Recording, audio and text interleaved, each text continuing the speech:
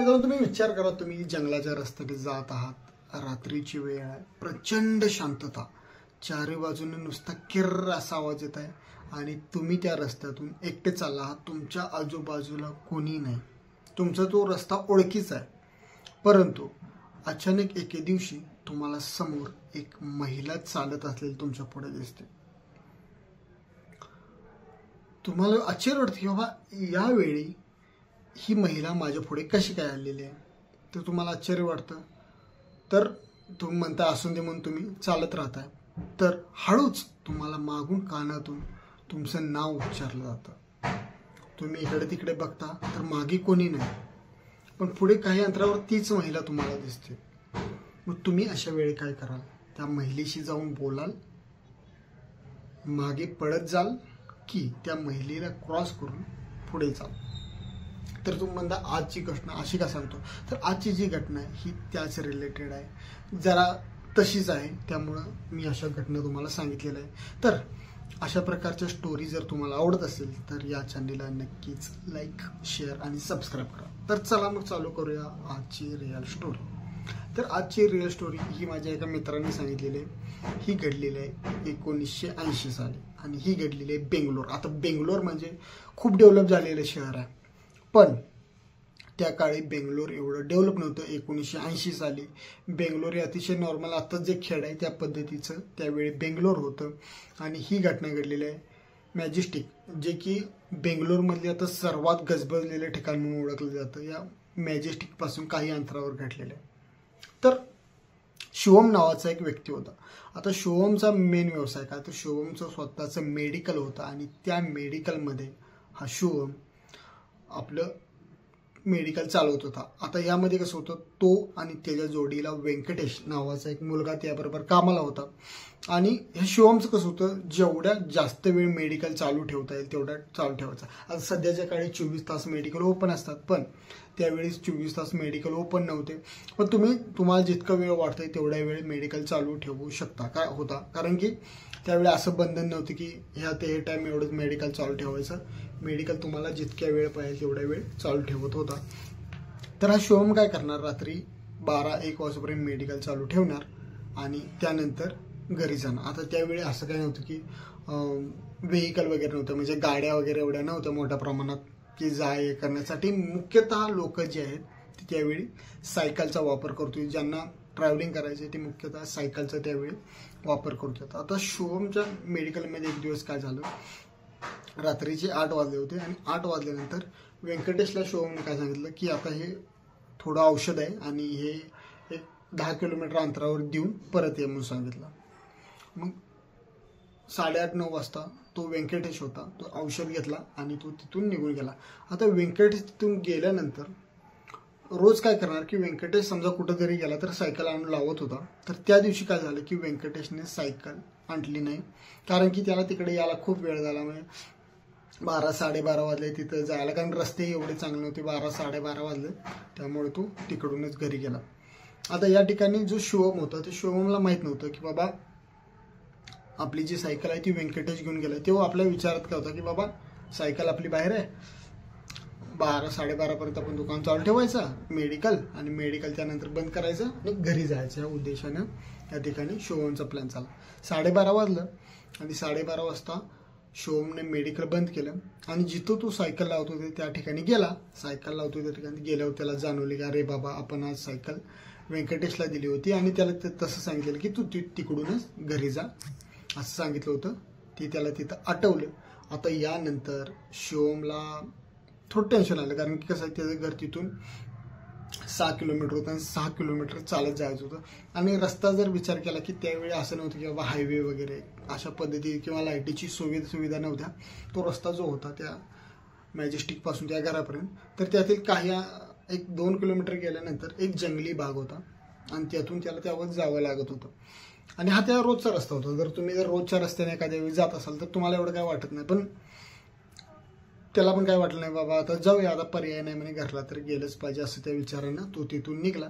आणि त्या ठिकाणी रोजचा रस्ता आहे आपला, चालत जाऊ लागला. 2 किलोमीटर चालत गेला. 2 किलोमीटर चालत गेल्यानंतर त्याला जंगलातून जायचं होतं.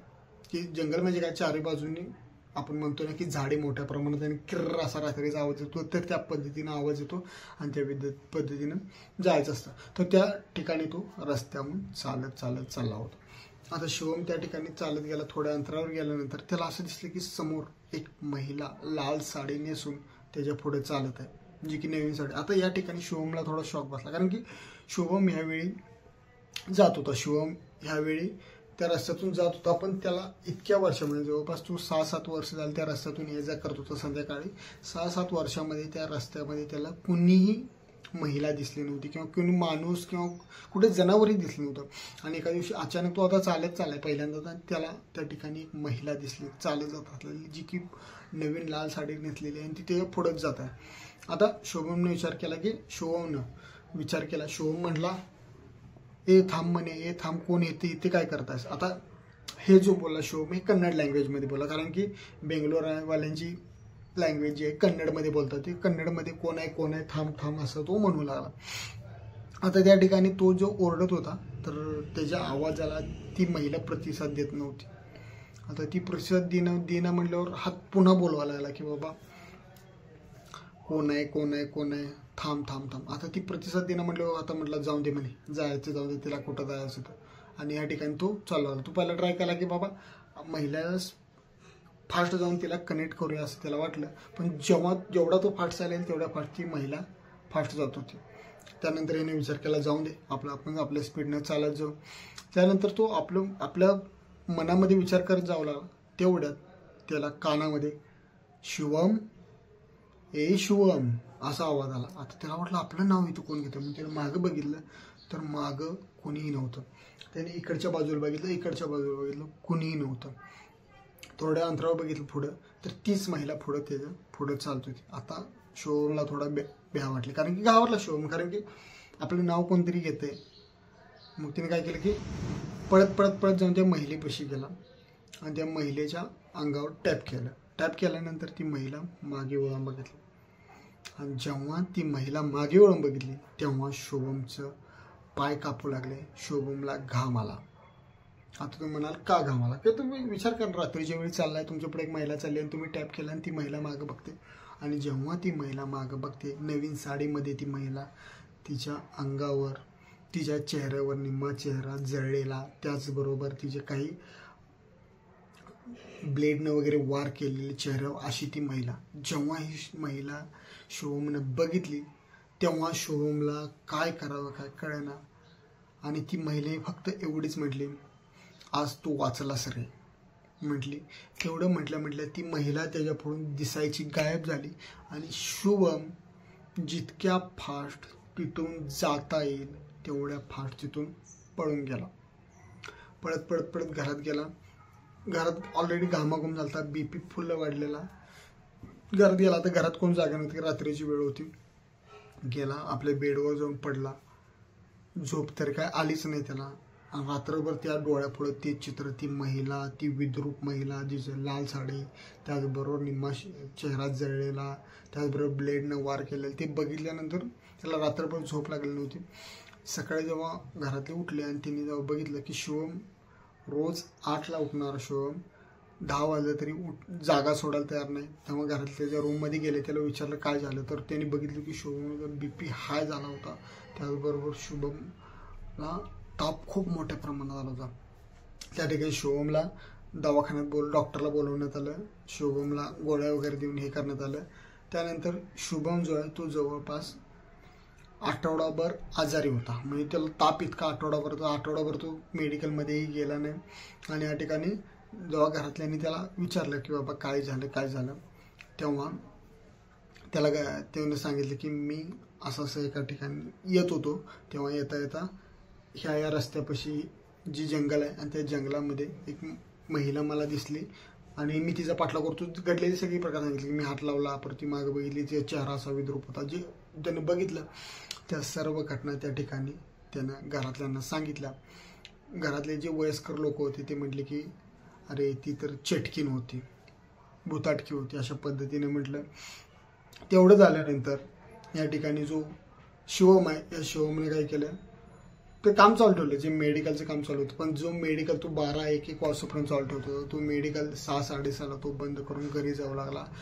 आणि त्याचबरोबर काही दिवसानंतर त्यानं स्वतःचं जे घर होतं ते मेडिकलच्या जवळच घर विकत घेतलं आणि त्या ठिकाणी पूर्ण फॅमिली राहायला गेली, जेणेकरून हे ट्रॅव्हलिंग नको.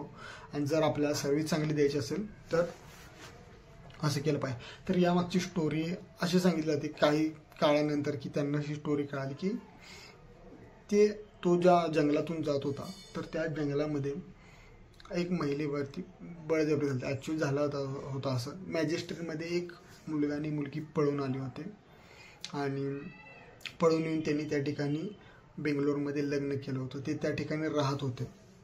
ते दोघांचं एकमेकावर भरपूर प्रेम होतं आणि ह्या दोघांनी परत लग्न करायचं ठरवलं. पहिला पळून आले होते, लग्न केलं नव्हतं.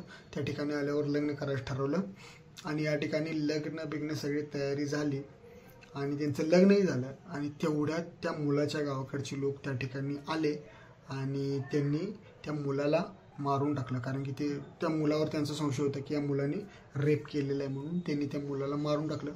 आणि ज्यावेळी ही त्याला वाचवायसाठी पुढे जात होती तेव्हा त्या लोकांनी तिलाही जाळण्याचा प्रयत्न केला आणि त्याचबरोबर तिच्यावर चाकून वार केले होते आणि त्याचबरोबर या जंगलामध्ये तिला नेऊन टाकलं होतं.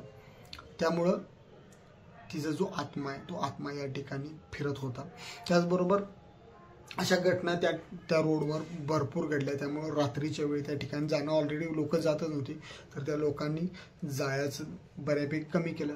अजूनही काही वेळा त्या घटना दिसत. म्हणजे सद्यस्थितीला असंही काही लोकांना जाणं की एखादी लाल साडी घालून महिला जात आहे आणि जिचा की निम्मा चेहरा जळलेला आहे, त्याचबरोबर तिला ब्लेडनं अथवा चाकून जे ते वार केलेला अशी महिला या ठिकाणी दिसते. अशा प्रकारची एक मूवी आली होती, तुम्ही बघितलं असेल की स्त्री म्हणून मूवी आली होती की ती स्त्री मूवीमध्ये असं दाखवलेलं आहे की एक महिला आहे जी ती पुरुषांना रात्री किडनॅप करते, जी की भूत आहे की ती पुरुषांना किडनॅप करते आणि तिच्या महालमध्ये जाऊन त्यांच्यावर बळजबरी करते.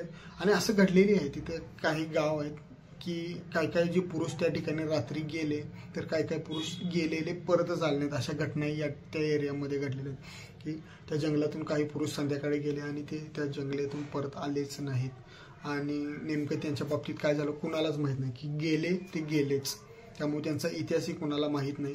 तर अशा स्टोरी रिअली आहेत आणि अशा स्टोरी घडत असतात. अशा प्रकारच्या रिअल स्टोरी जर तुम्हाला ऐकायला आवडत असतील तर तुम्ही या चॅनलला सबस्क्राईब करा आणि तुमच्या प्रतिक्रिया देत राहा की तुम्हाला काय वाटतं की तुमच्या बाबतीत अशा काही घटना घडलेल्या आहेत का, तुमच्या शेजारी घटना घडलेल्या आहेत का.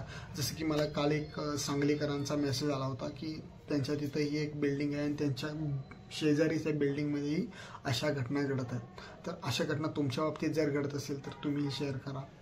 तुमचा दिवस शुभ जावो आणि अशा ठिकाणी टाळा रात्रीच्या वेळी. धन्यवाद.